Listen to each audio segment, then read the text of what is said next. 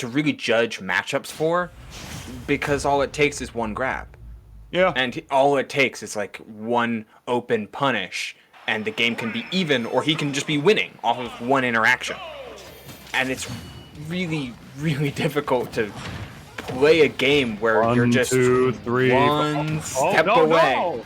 Oh, he didn't do it. I hated to cut you off right there. I thought we were going to get a 0 to death in 10 seconds, but we didn't. Instead, he decided to go. I think he noticed the percent was just slightly higher than like the single digits, or like higher above in the single digits, so he decided to just go for like a giant string instead, which I don't blame him. You know, if you don't feel like going for the 0 to death, if you don't think it's going to work, I mean, Luigi still has literal 0 to damn near 100 strings. So, yeah, I mean, there you go. Has he been touched since? And he's at 97? Nope. No, he has not. Yeah. You know, Keanu, I've noticed, he also doesn't really go for the full, or for the standard 0 to death combo too much. It's pretty frequent that you'll see him ladder up or chain up airs as opposed to go for the second to down air. So maybe it's like a pride thing. He feels like he wants to win without using the Luigi classic, the Luigi bread and butter that kills you. Thank you, Omi Jax, for the follow.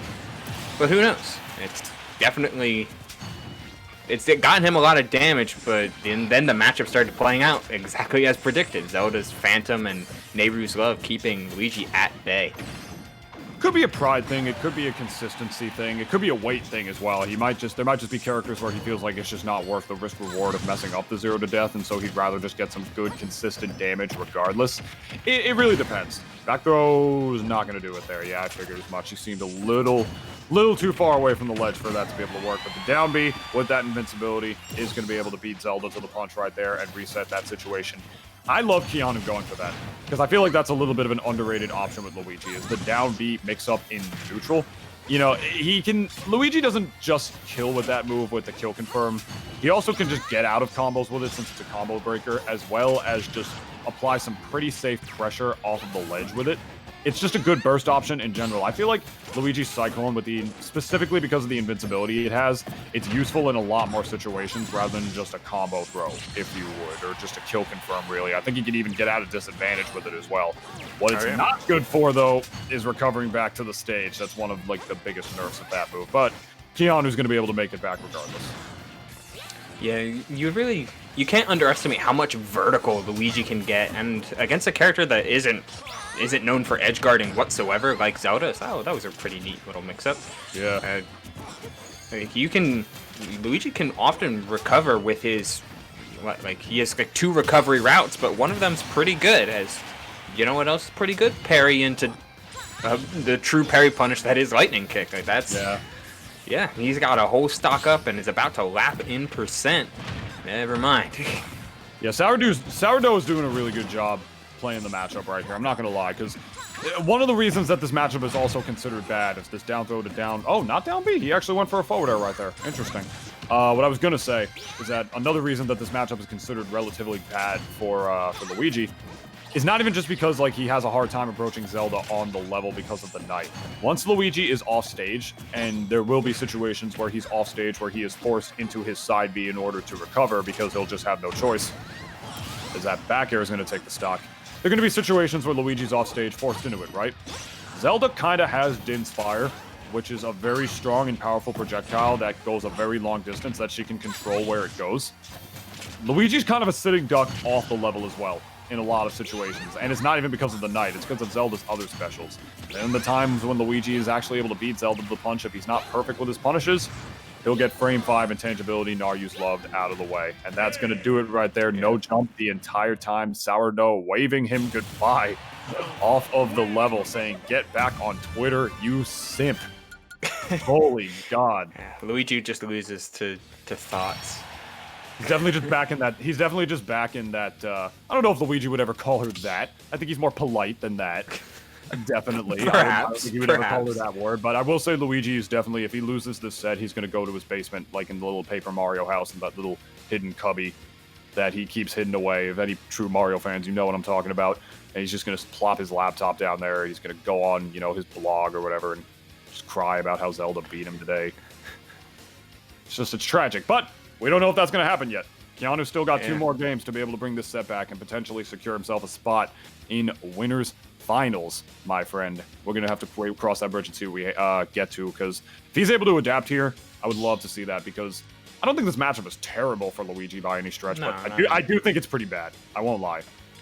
It's slow, and I feel like that's where SaurDeux really had the advantage in this matchup, is that they seem to know that they have to take their time and they have to gain space in order to properly set up. And Luigi's low speed really made it a problem, and a character that's definitely faster is, for some reason, is good old DK here. Secondary I didn't know he had, but maybe you in the chat did. No, I didn't. This is news to me. This is good old news to you. This is News 12. New Jersey matters. To me, bro. I've not seen the DK before. This is going to be interesting, because I feel like this is going to be both really good and really bad for Keanu. Because on one end, DK has a lot of moves that can just sort of tank Zelda, if you would. Once he's in, he gets that shield, he can up B, he can just provide safe pressure with that back air. He's a hell of a lot more mobile than Luigi is, which is really the biggest thing that's going to aid him in this matchup compared to Luigi, with almost as big of a punish game as Luigi as well. What with cargo throw, you know, just keeping him up in the air, juggling with up airs. Oh god, giant punch getting the weak hitbox on the way around. See, we're already seeing the pressure from Keanu get applied right here. He can just so much more easily apply pressure on SaurDeux with this character, with safe back airs, as well as just strong tanky moves to get around. And more than anything else, it's that mobility, like I mentioned before, man. We're only a minute into this game, Ubel, and I gotta be honest, I think I'm already understanding this counter pick decently well. Yeah, but then you also come to the realization that Zelda's really good at ledge trapping, and DK doesn't get off the ledge. Just thank you, Jitty, for the follow. Woo, Jitty, love you, man. It can be a struggle. It can be a struggle if you're a big body trying to get off these ledges. It's a great. Well, it didn't seem like a 2-frame. It looked like SaurDeux was holding down, but still, solid means of punish. And keep in mind that PS2 had one of those stages, thanks to those little side platforms there, that DK does in fact have the platform-assisted ding dong available to him, and that's pretty scary. Yeah, like, it's not as true of a thing as it used to be. It's a little more situational for DK at this point, but like you mentioned, it is very much still a thing. There are situations where the ding dong is absolutely still true, and even if it's not, you know, DK gets you over 100%, which is really the magic percent against Donkey Kong, and then he cargo throws you off that level, tosses you off like it's your freaking bar mitzvah. It's a scary, scary thing getting bounced off that chair. But at the end of the day, I feel like another reason the DK counter pick might be good, to be the good cop to your bad cop here. Interestingly enough, throwing SaurDeux under the level, I feel like he didn't need to do that there, but I don't know, whatever. Next time, he'll probably just throw him off. We'll cross that bridge when we come to it. To be the good cop to your bad cop here and talk about another good thing potentially with this matchup is that, wow, I lost my train of thought.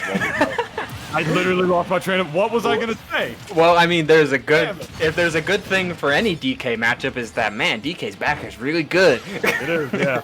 Whoa, did you see that? I've been seeing a lot of things. What do you mean in specific? He side beat, but he sort of like slid backwards when he did it. It looked a little glitchy, actually.